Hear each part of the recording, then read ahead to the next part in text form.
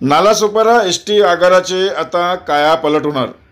परिवहन मंत्री प्रताप सरनाईक यांना शिवसेना जिल्हा प्रमुख रुचिता नाईक यांनी अहवाल सादर केला।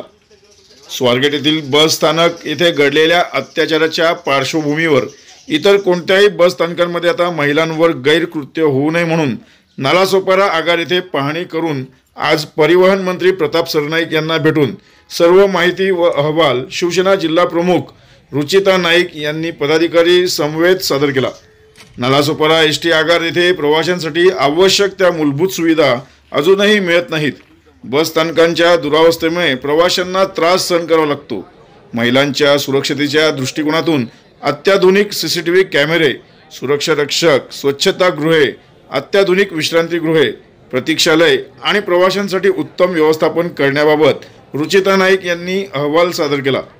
तसेच प्रवाशांच्या व नागरिकांच्या समस्या सोडवण्यासाठी जनता दरबार घेण्याबाबत रुचिता नाईक यांनी परिवहन मंत्री प्रताप सरनाईक यांच्याकडे मागणी करताच अधिवेशन होताच जनता दरबार घेऊ व समस्या सोडू असे सरनाईक यांनी सांगितले। वर्षानुवर्षे वापरलेल्या जुन्या बसमुळे प्रवासी हैराण झाले आहेत। नालासोपारा आगारातील नवीन बस मिळाव्यात म्हणून मागणी करताच परिवहन मंत्री प्रताप सरनाईक यांनी नालासोपारा आगारासाठी 10 नवीन बसेस देण्याचे आश्वासन दिले। यावेळी शहर प्रमुख राजेंद्र रांजणे, उपशहर प्रमुख श्रीकांत जाधव, विभाग संघटिका जया गुप्ता व संतोष कांबळे उपस्थित होते।